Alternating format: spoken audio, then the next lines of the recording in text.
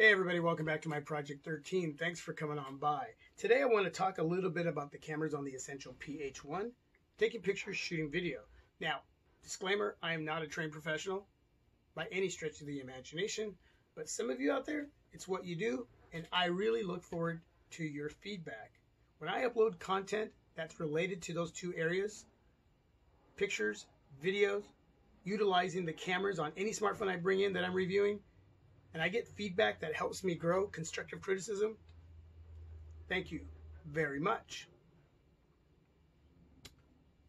Yesterday I uploaded a video 72 hours later with the Essential PH-1, and in that video there's a portion of that vid that I'm talking about the cameras, but it didn't sit right with me because I didn't feel that I communicated what I needed to. The information that I gave you just wasn't right. And I left the video up all night, woke up this morning, watched the video again, and decided to take it down, edit that portion out, and put it back together. And now the video's back up. Some of you have already watched it. And if you haven't, please go check it out. I just needed to be able to communicate in a way where you understood that it's not just about me and how I use a smartphone and using the cameras when taking pictures and shooting video. It's about you too. And in that video, it was more about me. And I need to be able to see both sides. So when it comes to the Essential PH-1, many months later, since its original release date of 2017, in August, I picked it up during the fall of 2017. I returned it because there was some screen issues, used the money to pick up the Moto Z2 Force. But here we are in 2018 of September, and it's here again. And I started using it on Sunday.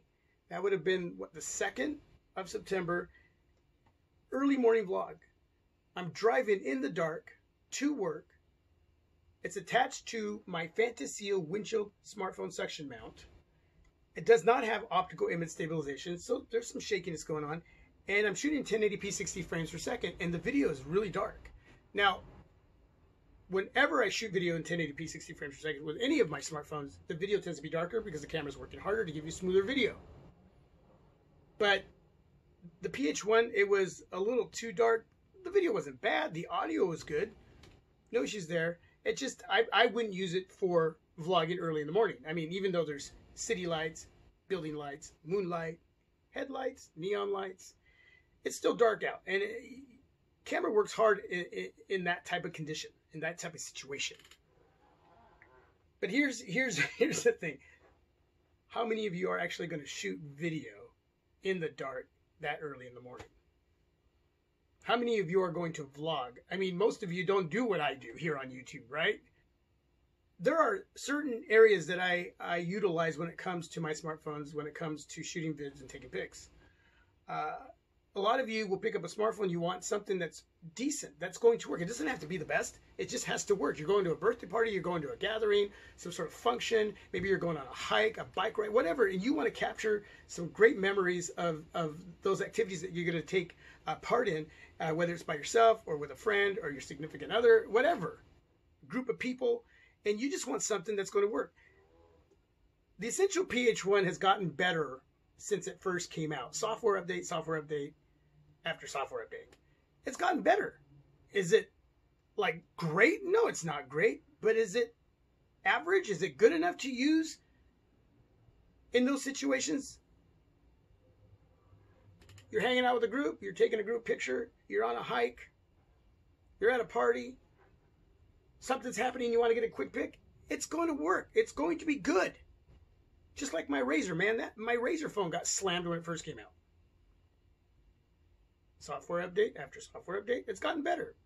But it's not the best. But for the average person, and even someone like myself who's learning and gotten better at understanding what I didn't know before and I know now, it's still good enough. It works. And sure, some of you, you're trained in those areas, videography, photography, and you can nitpick it, and maybe you should. Maybe you have the right because it's what you do.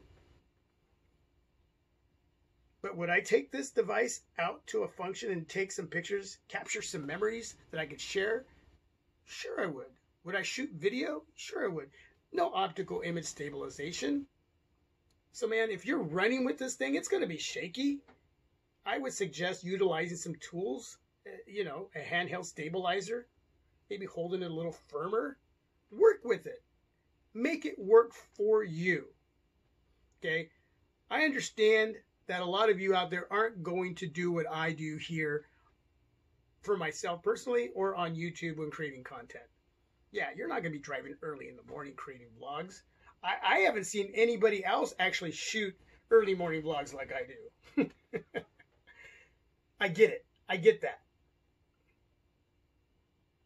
This is a great device that offers so much at a low price point that when you get into the camera areas, and it may be part of well, I don't want to say weak, but it's probably one of the weaker areas on this device, but it's still good enough. You're still going to be content with the video and the pictures that you get and that you share. Okay, don't be too hard unless it's something that you're really digging deep into. And for those of you out there that do, I mean, I'm sure that you utilize your DSLRs. You probably have $1,000 worth of equipment, and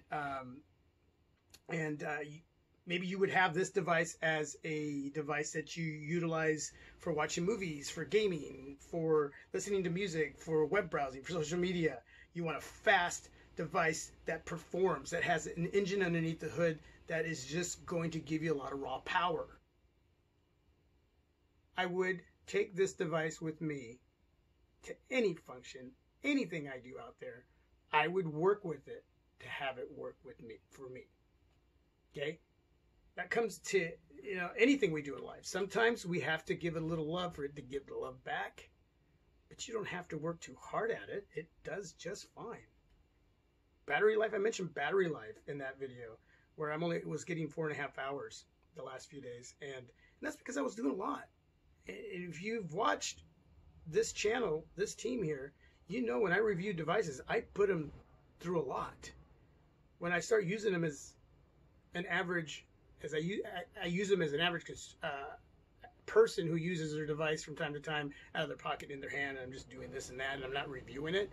Well, it's going to get great battery life because I'm not putting too much pressure like I do during the reviewing process. So the cameras, same way. I create a lot of content in those areas because I enjoy it very much. I have a lot of fun with it. But when all that's said and done, well, it's in my pocket and I utilize it for everything that it has and I enjoy it. So the moral of this story, of this video, over 72 hours later, cameras, the Essential PH-1, taking pics, shooting video. For someone who's learning, who's come a long way in those areas, I'm totally stoked. I'm happy with it. It's good. It will work. I will capture great memories with this device, and I will share them with all my friends and loved ones, and I will share them with all of you. I know you're saying, but there's better. I know there's better, but that's not what we're talking about. You're missing the point. If you're wanting to buy one solo device, that's going to cost you a little over 300 smacks right now. And for everything as a package, you cannot go wrong. You cannot go wrong. That's all I'm trying to say. Having a lot of fun. Thanks for watching. Appreciate your time. If you didn't get what I was saying, leave something down below. I'll get back to you and I'll explain it. Till my next video, everybody. The Essential PH-1, over 72 hours later with the cameras.